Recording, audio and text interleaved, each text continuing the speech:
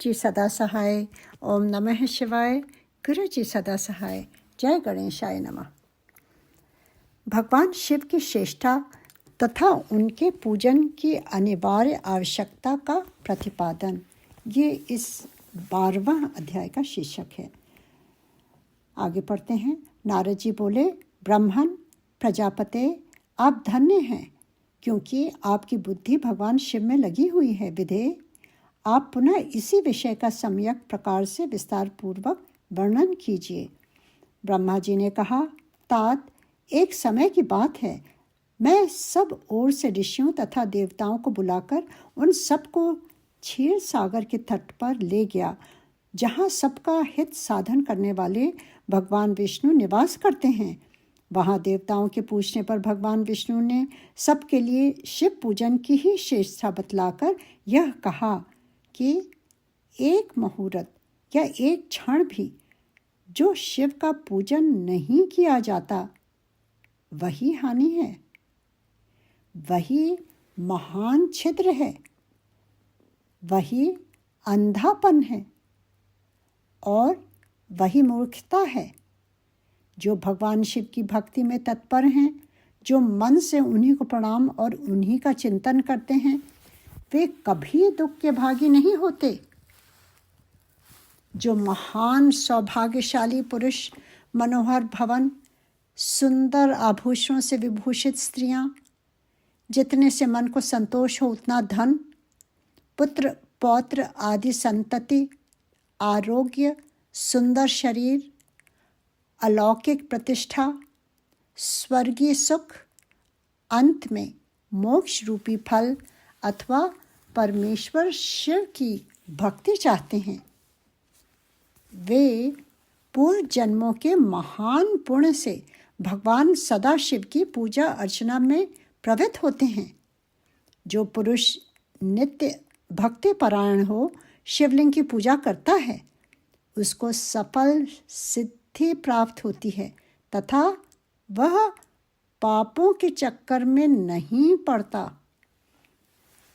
तो यहाँ पर कितना सुंदर नारद जी कितना सुंदर उनसे प्रश्न करते हैं कि आप बताइए, शिव जी की पूजा में क्या उससे क्या वो श्रेष्ठता क्या है और क्यों हमें करनी चाहिए। और ब्रह्मा जी इतने सुंदर तरीके से सब बताते हैं, विष्णु जी के पास ले जाते हैं और वहाँ देवताओं के पूछने पर भगवान विष्णु स्वयं सबको बताते हैं कि शिव पूजन की श्रेष्ठता क्या है। कहते हैं कि अगर एक पल भी या एक क्षण भी अगर हम शिव का ध्यान नहीं करते या उनको मन में रख के कोई कार्य नहीं करते, कहते हैं वही हानि है, वही छिद्र है। छिद्र क्या है? छिद्र जो हमें ब्लेसिंग मिलती हैं उसको हम यूटिलाइज नहीं कर पाते, वो कहीं ना कहीं से छिद्र से बाहर निकल जाती है, हम उसको ग्रहण नहीं कर पाते। और कहते हैं वही अंधापन और वही मूर्खता है। और शिव की भक्ति में जो हमेशा लगे रहते हैं, जो उनकी ही चिंतन में रहते हैं, वो कभी भी दुख के भागी नहीं होते। तो कितना आसान है। देखिए, हमारे गुरुजी महान महाशिव महादेव स्वयं, अगर हम उनके याद में सारी चीज़ें करते रहें तो हम हमेशा महादेव के समीप ही तो रहेंगे, या उनसे अब मन ही मन संवाद करते रहें। तो ये सारी चीज़ें यहाँ वो विष्णु जी बताते हैं स्वयं और कहते हैं कि अगर वो करते रहेंगे तो क्या होगा, हम अपने पापों के चक्कर में नहीं पड़ते, उससे छुटकारा मिल जाता है शिव के ध्यान से ही, उनके चिंतन से ही। बहुत ही सुंदर है। आगे पढ़ते हैं। भगवान के इस प्रकार उपदेश देने पर देवताओं ने उन श्री हरि को प्रणाम किया और मनुष्यों की समस्त कामनाओं की पूर्ति के लिए उनसे शिवलिंग देने के लिए प्रार्थना की। वो कहते हैं आप हमें शिवलिंग भी दीजिए। मुनि श्रेष्ठ उस प्रार्थना को सुनकर जीवों के उद्धार में तत्पर रहने वाले भगवान विष्णु ने विश्वकर्मा को बुलाकर कहा, विश्वकर्मन, तुम मेरी आज्ञा से संपूर्ण देवताओं को सुंदर शिवलिंग का निर्माण करके दो। तब विश्वकर्मा ने मेरी और श्री हरि की आज्ञा के अनुसार उन देवताओं को उनके अधिकार के अनुसार शिवलिंग बनाकर दिए। मुनिश्रेष्ठ नारद, किस देवता को कौन सा शिवलिंग प्राप्त हुआ, इसका वर्णन आज मैं कर रहा हूँ, उसे सुनो। अब वो बताते हैं कि उन ब्राह्मणों ने शिवलिंग की उनसे विष्णु जी से मांग की कि आप हमें शिवलिंग दीजिए। तो वो विश्वकर्मा को वो कार्य सौंपते हैं और कहते हैं उनके अनुसार कौन ब्राह्मण कौन है, किस तरह का उनको मिलनी चाहिए। तो ये अब उसका वर्णन करते हैं। आज मैं कर रहा हूँ, उसे सुनो। वो इसका वर्णन कर रहे हैं कौन सा शिवलिंग किसको प्राप्त हो। इंद्र पद्म राग मणि के बने हुए शिवलिंग की और कुबेर सुवर्णमय लिंग की पूजा करते हैं। धर्म पीत मणिमय पुखराज के बने हुए लिंग की तथा वरुण श्याम वर्ण के शिवलिंग की पूजा करते हैं। भगवान विष्णु इंद्र नीलमय तथा ब्रह्मा हेममय लिंग की पूजा करते हैं। मुने विशेष विश्व देवगण चांदी के शिवलिंग की, वसुगण पीतल के बने हुए लिंग की तथा दोनों अश्विनी कुमार पार्थिव लिंग की पूजा करते हैं। लक्ष्मी देवी स्फटिकमय लिंग की, आदित्य गण ताम्रमय लिंग की, राजा सोम मोती के बने हुए लिंग की तथा अग्निदेव वज्र हीरे के लिंग की उपासना करते हैं। श्रेष्ठ ब्राह्मण और उनकी पत्नियां मिट्टी के बने हुए शिवलिंग का, मयासुर चंदन निर्मित लिंग का और नाग गण मूंगे के बने हुए शिवलिंग का आदर पूर्वक पूजन करते हैं। देवी मक्खन के बने हुए लिंग की, योगी जन भस्म लिंग की, यक्षगण दधि निर्मित लिंग की, छाया देवी आटे से बने हुए लिंग की और ब्रह्म पत्नी रत्नमय शिवलिंग की निश्चित रूप से पूजा करती हैं। वाणासुर पारद या पार्थिव लिंग की पूजा करता है। दूसरे लोग भी ऐसा ही करते हैं। ऐसे ऐसे शिवलिंग बनाकर विश्वकर्मा ने विभिन्न लोगों को दिए तथा वे सब देवता और ऋषि उन लिंगों की पूजा करते हैं। भगवान विष्णु ने इस तरह देवताओं को उनके हित की कामना से शिवलिंग देकर उनसे तथा मुझ ब्रह्मा से पिनाकपाणि महादेव के पूजन की विधि भी बताई। पूजन विधि संबंधी उनके वचनों को सुनकर देव शिरोमणियों सहित मैं ब्रह्मा हृदय में हर्ष लिए अपने धाम में आ गया। मुने, वहाँ आकर मैंने समस्त देवताओं और ऋषियों को शिव पूजा की उत्तम विधि बताई जो संपूर्ण अभीष्ट वस्तुओं को देने वाली है। तो यहाँ पर देखिए वो बताते हैं कौन से देवता को किस तरह की शिवलिंग विश्वकर्मा बना के देते हैं, उनके अनुरूप उनके अनुसार। और फिर कहते हैं कि उसको उसके पूजन संबंधी विधि भी उन्होंने बताई। तो अब वो बताते हैं, उस समय मुझ ब्रह्मा ने कहा, ब्रह्मा जी बता रहे हैं, देवताओं सहित समस्त ऋषियों, तुम प्रेम परायण होकर सुनो। मैं प्रसन्नतापूर्वक तुमसे शिव पूजन की उस विधि का वर्णन करता हूँ जो भोग और मोक्ष देने वाली है। देवताओं और मुनीश्वरों, समस्त जंतुओं में मनुष्य जन्म प्राप्त करना प्रायः दुर्लभ है। तो हम सब भी जानते हैं, आप सब जानते ही हैं कि कितने योनियों से के बीच जाकर के हमें ये मानव शरीर मिलता है। उनमें भी उत्तम कुल में जन्म तो और भी दुर्लभ है। उत्तम कुल में भी आचारवान ब्राह्मणों के यहाँ उत्पन्न होना उत्तम पुण्य से ही संभव है। यदि वैसा जन्म सुलभ हो जाए तो भगवान शिव के संतोष के लिए उस उत्तम कर्म का अनुष्ठान करें जो अपने वर्ण और आश्रम के लिए शास्त्रों द्वारा प्रतिपादित है। जिस जाति के लिए जो कर्म बताया गया है उसका उल्लंघन न करे। जितनी संपत्ति हो उसके अनुसार ही दान करे। कर्म में सहस्त्रों यज्ञों से तपोयज्ञ बढ़कर है। सहस्त्रों तपोयज्ञों से जप यज्ञ का महत्व अधिक है। ध्यान यज्ञ से बढ़कर कोई वस्तु नहीं है। तो देखिए यहाँ पर वो बताते हैं कि ध्यान यज्ञ, ध्यान से बढ़कर कोई वस्तु नहीं है, क्योंकि जब हम ध्यान में बैठते हैं तो हमें ईश्वर का साक्षात्कार होता है। हमारी जो छोटी मोटी रोग, जो पीड़ाएं हैं, बहुत विध्वंस होती हैं। और अभी पीछे अध्याय में पढ़ा था कि हमारे पाप, जो संकुचित पाप हैं हमारे, वो सब भी भस्म होने लगते हैं ध्यान से। इसीलिए तो गुरुजी सबसे पहले जब हम जाते थे तो वहाँ बैठा कर शब्द वाणी के थ्रू ध्यान में बैठाते थे। तो ये चीज़ें बहुत ही आवश्यक हैं समझने की कि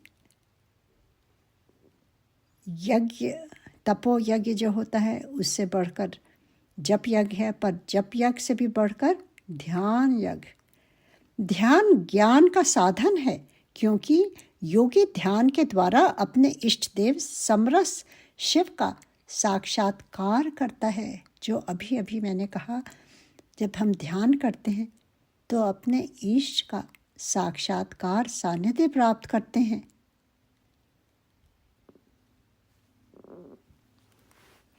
ध्यान यज्ञ में तत्पर रहने वाले उपासक के लिए भगवान शिव सदा ही सन्निहित हैं। जो विज्ञान से संपन्न हैं, उन पुरुषों की शुद्धि के लिए किसी प्रायश्चित आदि की आवश्यकता नहीं है। मनुष्य को जब तक ज्ञान की प्राप्ति न हो तब तक वह विश्वास दिलाने के लिए कर्म से ही अब भगवान शिव की आराधना करे। जगत के लोगों को एक ही परमात्मा अनेक रूपों में अभिव्यक्त हो रहा है। एकमात्र भगवान सूर्य एक स्थान में रहकर भी जलाशय आदि विभिन्न वस्तुओं में अनेक से दिखते हैं। देवताओं, संसार में जो जो सत या असत वस्तु देखी या सुनी जाती है वह सब पर ब्रह्म शिव रूप ही है, ऐसा समझो। तो देखिए, शिव रूप तो सब जगह है, हर एक चीज़ में शिव तत्व कहाँ नहीं है। कहते हैं भगवान शिव की आराधना जब हम करते हैं तो वो अनेक, कहते हैं परमात्मा अनेक रूपों में दिखते हैं। जैसे कि सूर्य एक स्थान में रहता है, पर आप देखेंगे जल में भी हम उनको अलग अलग रूप में दिखते हैं। या देवताओं को कहते हैं संसार में जो भी बात सुनते हैं वो सब परब्रह्म शिव रूप ही है, ऐसा समझो। जब तक तत्व ज्ञान न हो जाए तब तक प्रतिमा की पूजन आवश्यक है। ज्ञान के अभाव में भी जो प्रतिमा पूजा की अवहेलना करता है उसका पतन निश्चित है।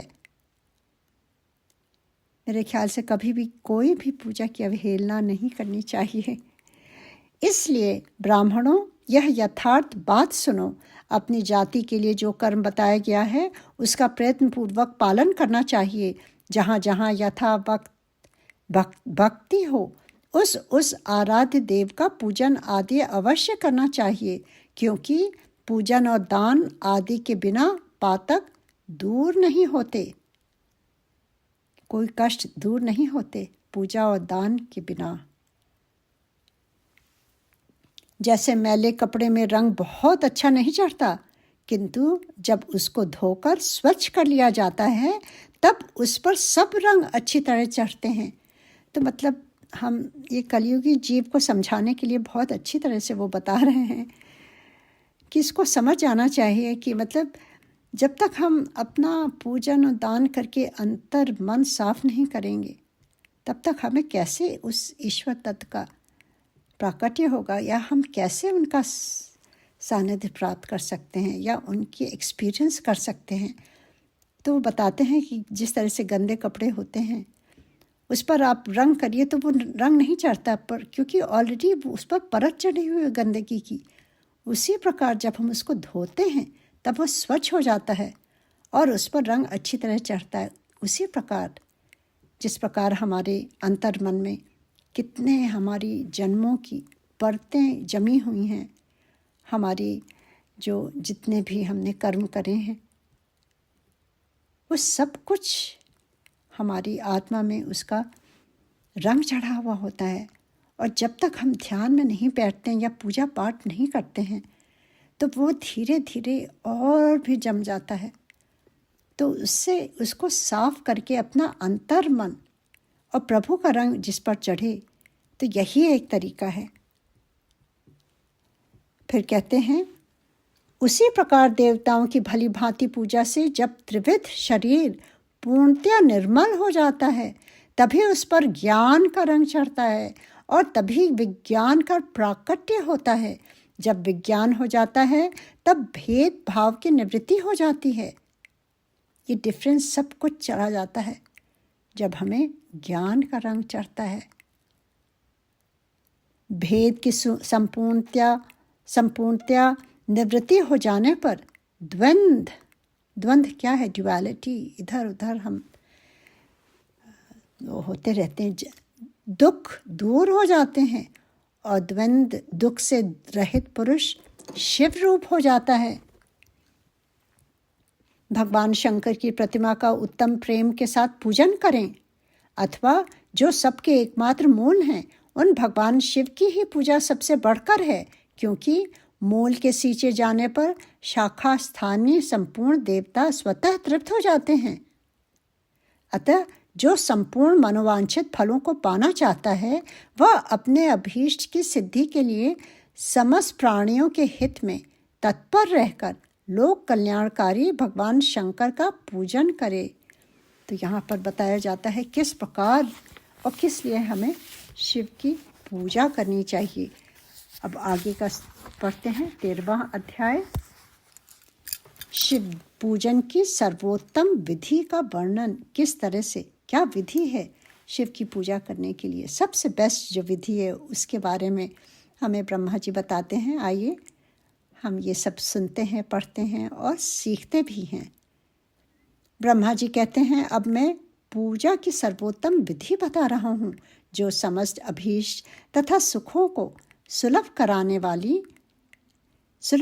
वाली है। देवताओं तथा ऋषियों, तुम ध्यान देकर सुनो।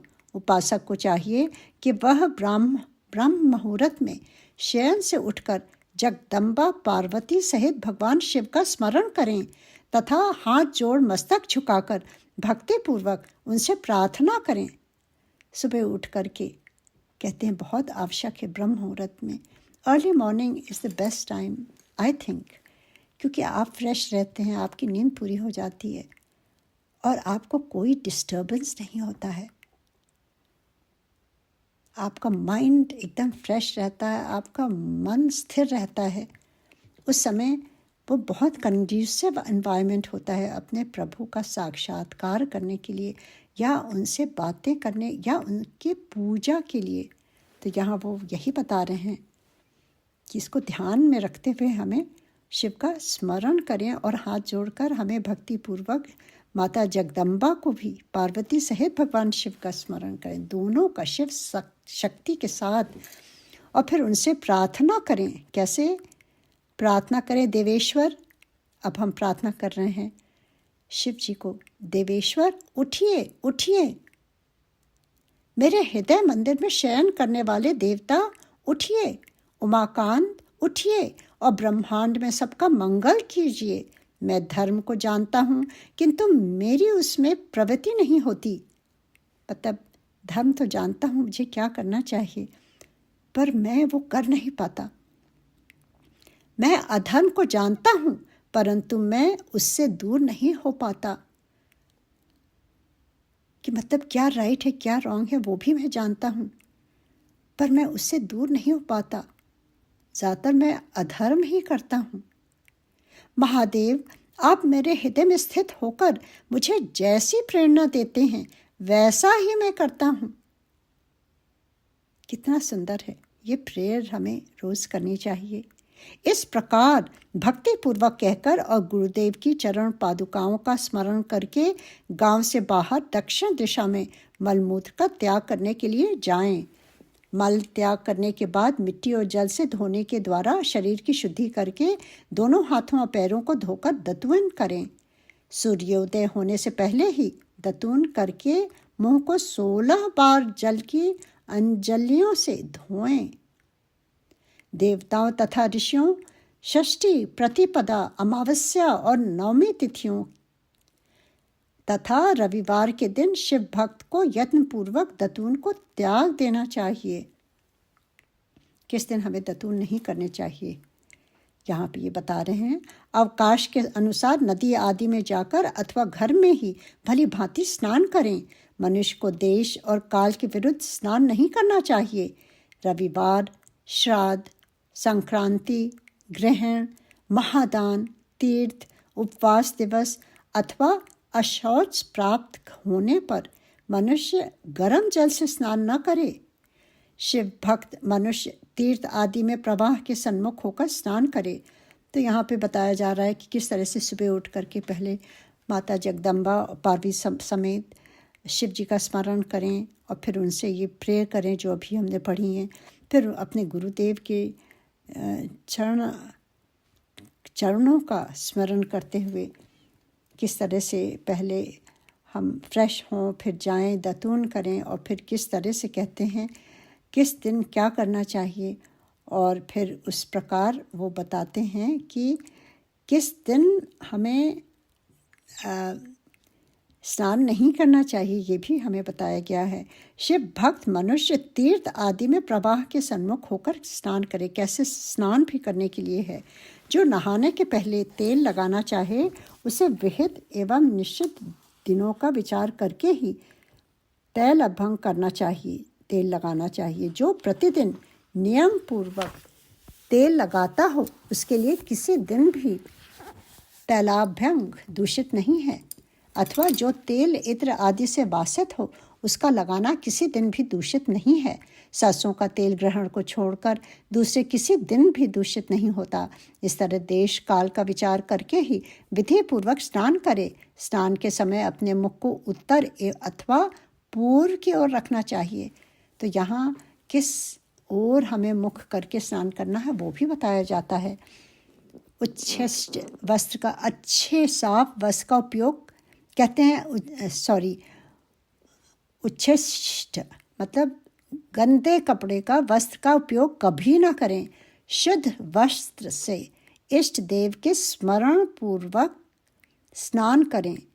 जिस वस्त्र को दूसरे ने धारण किया हो अथवा जो दूसरों के पहनने की वस्तु हो तथा जिसे स्वयं रात में धारण किया गया हो वह वस्त्र उच्छिष्ट कहलाता है। जैसा हम सब जानते हैं, ज़्यादातर इंडिया में ये बहुत बड़ी चीज़ है कि हम, क्योंकि जो भी वस्त्र हम पहनते हैं उसकी एनर्जी उसमें रह जाती है। इसीलिए हमारे ज़्यादातर घरों में कहा जाता है, बड़े बूढ़ों बुज़ुर्ग कहते हैं, समझाते हैं, किसी का भी वस्त्र हमें नहीं धारण करना चाहिए। उसकी एनर्जी कैसी है वो हमारे ऊपर आ ही जाती है। That is the reason. और फिर कहते हैं उससे तभी स्नान किया जा सकता है जब उसे धो लिया जाए। अगर गंदा वस्त्र है तो उसे धो लिया जाए। स्नान के पश्चात देवताओं, ऋषियों तथा पितरों को तृप्ति देने वाला स्नान तर्पण करना चाहिए। अपने पितरों को भी तो शांति देने के लिए करना चाहिए। उसके बाद धुला हुआ वस्त्र पहने और आचमन करें। द्विजोत्तमों तदंतर गोबर आदि से लीप पोत कर स्वच्छ किए हुए शुद्ध स्थान में जाकर वहां सुंदर आसन की व्यवस्था करें। वह आसन विशुद्ध काष्ठ का बना हुआ, पूरा फैला हुआ तथा विचित्र होना चाहिए। ऐसा आसन संपूर्ण अभीष्ट तथा फलों को देने वाला है। उसके ऊपर बिछाने के लिए यथा योग्य मृग चर्म आदि ग्रहण करें। शुद्ध बुद्धि वाला पुरुष उस आसन पर बैठकर भस्म से त्रिपुंड लगाए। त्रिपुंड से जप तप तथा दान सफल होता है। भस्म के अभाव में त्रिपुंड का साधन जल आदि बताया गया है। इस प्रकार त्रिपुंड करके मनुष्य रुद्राक्ष धारण करे और अपने नित्य कर्म का संपादन करके फिर शिव की आराधना करे। स्नान करके और फिर त्रिपुंड जो 3 लाइन जो आप हम शिव भक्त मस्तक पर लगाते हैं वो लगा करके और रुद्राक्ष धारण करके आराधना करे भगवान शिव की। तत्पश्चात 3 बार मंत्रोच्चारण पूर्वक आचमन करे। फिर वहाँ शिव की पूजा के लिए अन्न और जल लाकर रखे। ये पूजा की विधि बताई जा रही है, ध्यान से सुनिएगा। दूसरी कोई भी जो वस्तु आवश्यक हो उसे यथाशक्ति जुटाकर अपने पास रखे। इस प्रकार पूजन सामग्रियों का संग्रह करके वहाँ धैर्यपूर्वक स्थिर भाव से बैठे। स्थिर भाव से बैठे, ये बहुत आवश्यक है। हम कभी पूजा तो करते हैं पर क्या मन हमारा स्थिर रह पाता है? फिर जल, गंध और अक्षत से युक्त एक अर्ध पात्र लेकर उसे दाहिने भाग में रखें। उससे उपचार की सिद्धि होती है। फिर गुरु का स्मरण करके उनकी आज्ञा लेकर विधिवत संकल्प करके अपनी मनोकामना को अलग न रखते हुए पराभक्ति से सपरिवार शिव का पूजन करे। एक मुद्रा दिखाकर सिंदूर आदि उपचारों द्वारा सिद्ध बुद्धि सहित विघ्नहारी गणेश का पूजन करे। सबसे पहले गणेश जी का पूजन होता है। लक्ष्य और लाभ से युक्त गणेश जी का पूजन करके उनके नाम के आदि में प्रणव तथा अंत में नमः जोड़कर नाम के साथ चतुर्थी विभक्ति का प्रयोग करते हुए नमस्कार करे तथा ओम गणपते नमः अथवा ओम लक्ष्यलाभ्युताय सिद्धिबुद्धि सहिताय गणपते नमः। तदंतर उनसे क्षमा प्रार्थना करके पुनः भाई कार्तिकेय समेत गणेश जी का पराभक्ति से पूजन करके उन्हें बारंबार नमस्कार करें। फिर उनके भाई जो कार्तिकेय हैं उनको भी नमस्कार करें। तत्पश्चात सदा द्वार पर खड़े रहने वाले द्वारपाल महोदय का पूजन करके सती साध्वी गिरिजा नंदिनी उमा की पूजा करें। चंदन, कुमकुम तथा धूप दीप आदि अनेक उपचारों द्वारा नाना प्रकार के नैवेद्यों से शिव का पूजन करें। नमस्कार करने के पश्चात साधक शिव जी के समीप जाए। यथासंभव अपने घर में मिट्टी, सोना, चांदी, धातु या अन्य पारे आदि की शिव प्रतिमा बनाए और उसे नमस्कार करके भक्ति परायण हो उसकी पूजा करे। उसकी पूजा हो जाने पर सभी देवता पूजित हो जाते हैं।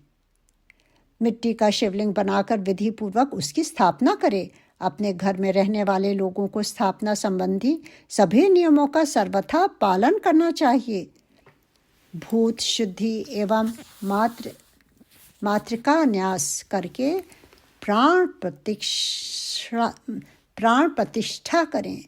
उसमें प्राण डालते हैं ना, जब हम पूजा शुरू करने से पहले किस तरह से शिवालय में दिक्पालों की भी स्थापना करके उनकी पूजा करें।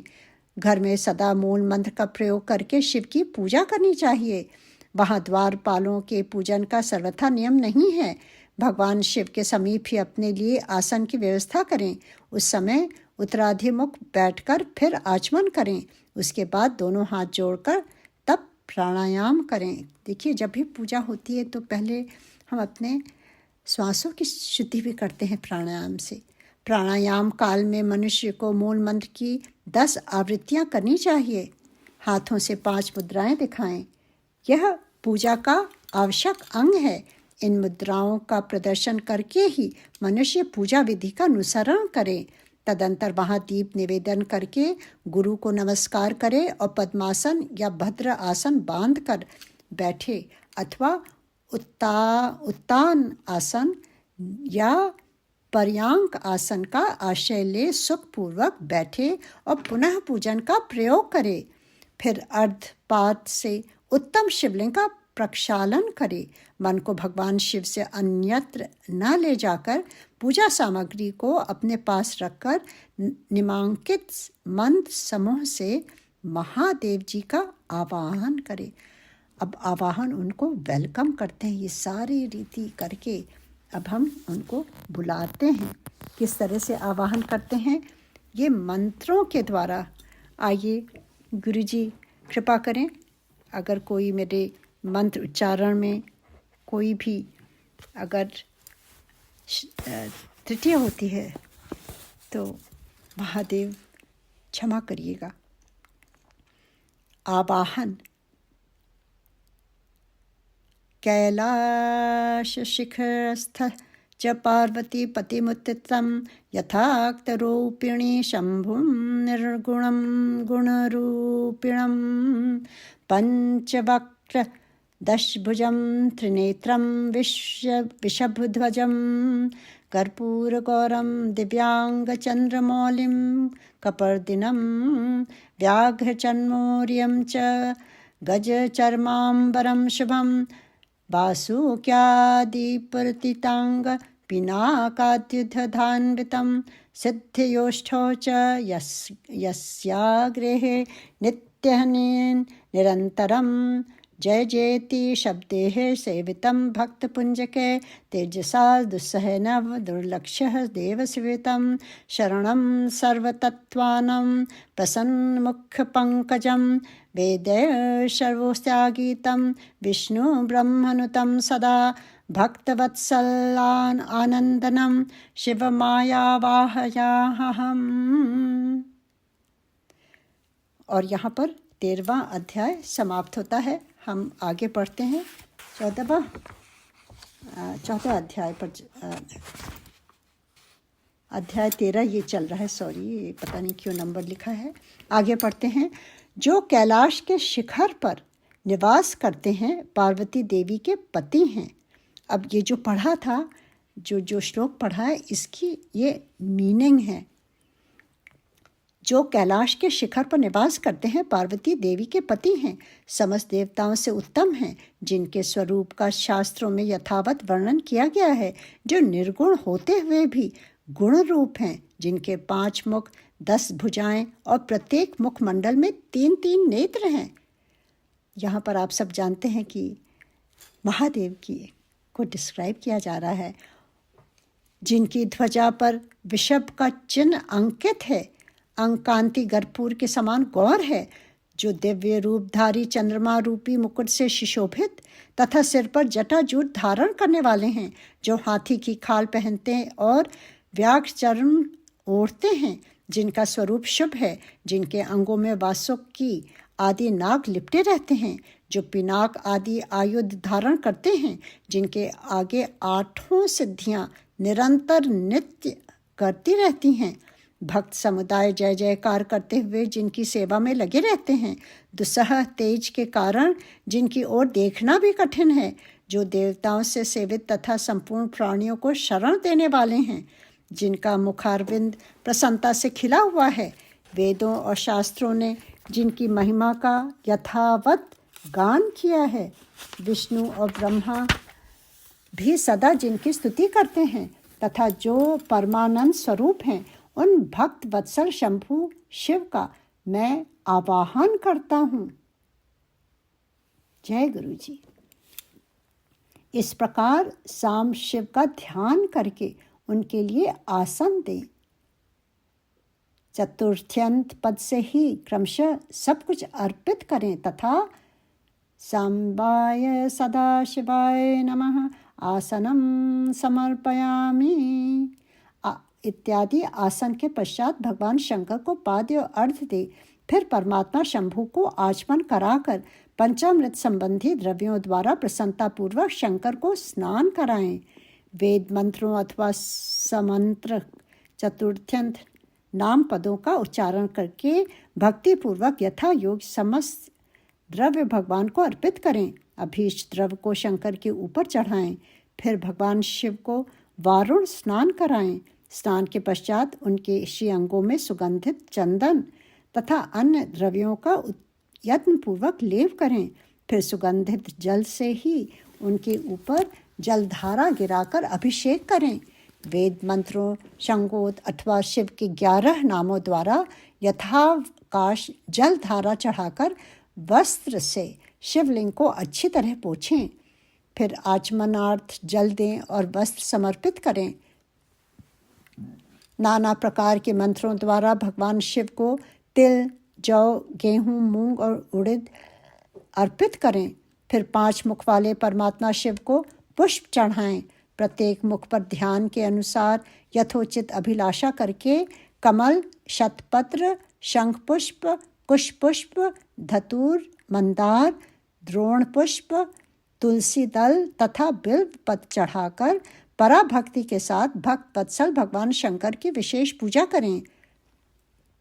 अन्य सब वस्तुओं का अभाव होने पर शिव को केवल बेल पत्र ही अर्पित करें। देखिए कितनी इम्पोर्टेंस है बेल पत्र की। अगर ये सारी चीज़ें जो अभी पढ़ी हैं कुछ भी ना आपको मिल पाए उनको चढ़ाने के लिए, तो केवल बेल पत्र ही चढ़ा दीजिए, उसी से वो खुश हो जाते हैं। इतने भोले बाबा हैं। बेलपत्र समर्पित होने से ही शिव की पूजा सफल होती है। तत्पश्चात सुगंधित चूर्ण तथा सुवासित उत्तम तेल, इत्र आदि विविध वस्तुएं बड़े हर्ष के साथ भगवान शिव को अर्पित करें। फिर प्रसन्नतापूर्वक गुगुल और अगुरु आदि की धूप निवेदन करें। तदंतर शंकर जी को घी से भरा हुआ दीपक दें। इसके बाद निमांकित मन से भक्तिपूर्वक पुनः अर्घ्य दें और भाव भक्ति से वस्त्र द्वारा उनके मुख का मार्जन करें। अब उनकी आरती करते हैं कि किस तरह से घी डाल करके, घी का दीपक जला करके और इस प्रकार मुख का मार्जन करें। और ये आगे ये मंत्र है जो मैं पढ़ती हूँ, लिखा है अध्यर मंत्र। इस मंत्र से रूपम देहि यशो देहि भोगम देहि च शंकरम भुक्ति मुक्ति फलम देहि गृहीत्वार्घ्य नमस्ते ते। प्रभु शंकर, आपको नमस्कार है। आप इस अर्थ को स्वीकार करके मुझे रूप दीजिए, यश दीजिए, भोग दीजिए तथा भोग और मोक्ष रूपी फल प्रदान कीजिए। इसके बाद भगवान शिव को भांति भांति के उत्तम नैवेद्य अर्पित करें। नैवेद्य के पश्चात प्रेम पूर्वक आचमन कराएं। नैवेद्य मालूम है, जो हम सब भोग चढ़ाते हैं खाने की चीज़ें, वो नैवेद्य कहलाता है। तदंतर सांगोपाद तांबूल बनाकर शिव को समर्पित करें, चाहे वो पान सुपारी सब कुछ चढ़ाते हैं। फिर 5 बत्ती की आरती बनाकर भगवान को दिखाएं। उसकी संख्या इस प्रकार है, 5 बत्ती की आरती। फिर कहते हैं इस प्रकार हम उनको उनके शरीर को दिखाएं। तो सबसे पहले पैरों में 4 बार आरती करें, नाभि मंडल के सामने 2 बार, मुख के समक्ष 1 बार तथा संपूर्ण अंगों में 7 बार आरती करनी चाहिए। तत्पश्चात नाना प्रकार के स्रोतों द्वारा प्रेम पूर्वक भगवान वृषभ ध्वज की स्तुति करें। तदंतर धीरे धीरे शिव की परिक्रमा करें। परिक्रमा के बाद भक्त पुरुष साष्टांग प्रणाम करें और निमांकित मन से भक्ति पूर्वक पुष्पांजलि दें। देखिए हम सब मिलकर के ये शिव पूजन कर रहे हैं, ऐसा सोचिए। अब वो पुष्पांजलि किन मंत्रों से करना है वो आगे यहाँ जो लिखा है वो मैं पढ़ती हूँ। पुष्पांजलि मंत्र। अज्ञानादिवाज्ञान्ध्यध्याप्त पूजादिकं मया कृतं तदस्तु फलं कृपया तव शङ्करं। तावस्तक्य गणप्राणस्तवः चित्तोऽहं सदा मूढम् इति विज्ञाय गौरीशः भूतनाथ प्रसीद मे। भूमौ स्खलितपादानां भूमेरेवाव्यलम्बनं तव्ये जातापराधनां तत्त्वेम शरणं प्रभो। शंकर, मैंने अज्ञान से या जानबूझकर जो पूजन आदि किया है वह आपकी कृपा से सफल हो। मूढ़, मैं आपका हूँ, मेरे प्राण सदा आप में लगे हुए हैं, मेरा चित्त सदा आपका ही चिंतन करता है। ऐसा जानकर हे गौरीनाथ, भूतनाथ, आप मुझ पर प्रसन्न होइए। प्रभो, धरती पर जिनके पैर लड़खड़ा जाते हैं उनके लिए भूमि ही सहारा है। उसी प्रकार जिन्होंने आपके प्रति अपराध किए हैं उनके लिए भी आप ही शरणदाता हैं। तो जो अभी ये मंत्र उच्चारण किया था, पुष्पांजलि मंत्र, ये उसकी मीनिंग है। इत्यादि रूप से बहुत बहुत प्रार्थना करके उत्तम विधि से पुष्पांजलि अर्पित करने के पश्चात पुनः भगवान को नमस्कार करें। फिर निमांकित मन से विसर्जन करना चाहिए। आवाहन हुआ, फिर अर्ध मंत्र हुआ, फिर पुष्पांजलि हुआ, अब उसके बाद विसर्जन भी उसकी वो भी आवश्यक है। जब आप किसी को इनवाइट करते हैं तो वो वापस भी तो जाते हैं जहाँ से आए हैं, तो कहते हैं विसर्जन। विसर्जन के जो मंत्र हैं वो पढ़ती हूँ। स्वस्थानं गच्छ देवेशः परिवारयुतं प्रभो पूजा काले पुनर्नाथ त्वागन्तव्यामादरातः। देवेश्वर प्रभो, अब आप परिवार सहित अपने स्थान को पधारें। नाथ, जब पूजा का समय हो तब पुनः आप यहाँ सादर पदार्पण करें, फिर आप वापस आइएगा।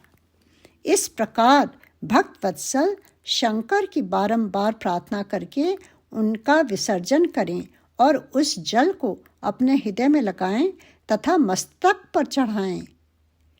ऋषियों, इस तरह मैंने शिव पूजन की सारी विधि बता दी जो भोग और मोक्ष देने वाली है। अब और क्या सुनना चाहते हो? तो यह अध्याय 13वां यहाँ समाप्त होता है। जय गुरु जी। ओम नमः शिवाय। शिव जी सदा सहाय। ओम नमः शिवाय। गुरु जी सदा सहाय।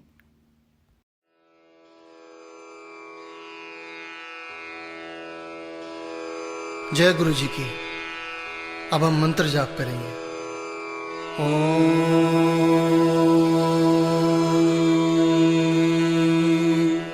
नमः शिवाय।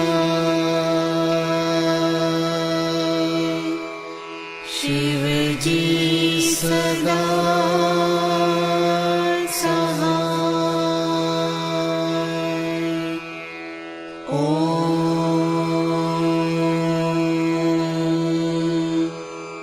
नमः शिवाय। गुरु जी सदा सहाय।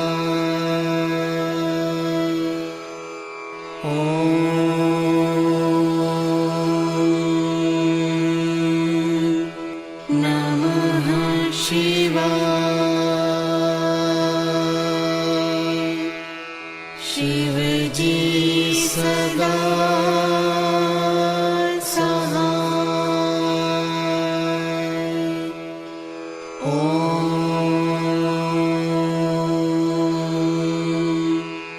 नमः शिवाय।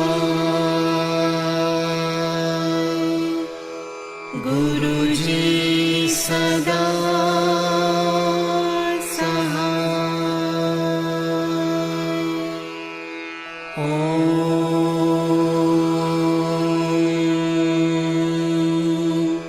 नमः शिवाय। शिव जी सदा सहाय।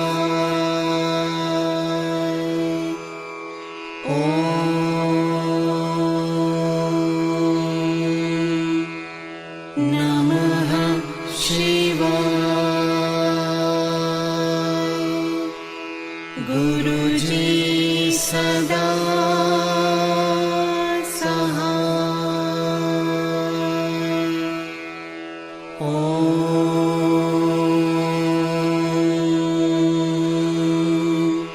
नमः शिवाय। शिव जी सदा सहाय।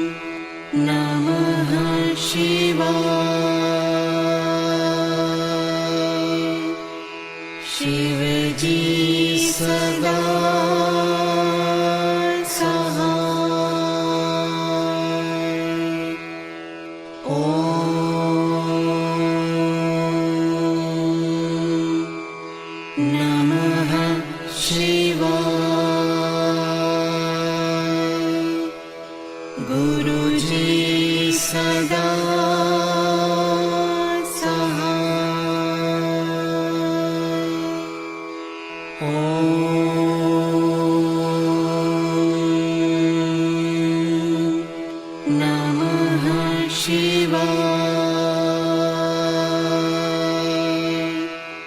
शिव जी सदा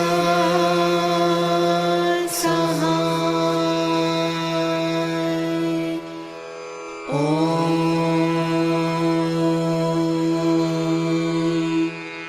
नमः शिवाय। गुरु जी सदा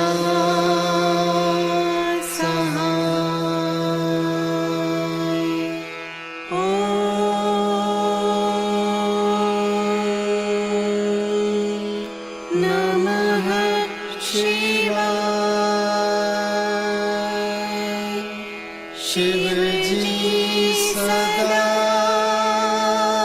सहाय। ओम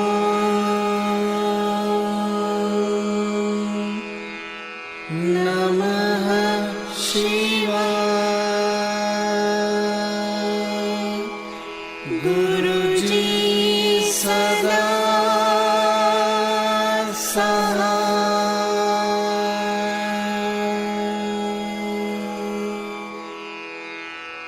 जय गुरु जी की।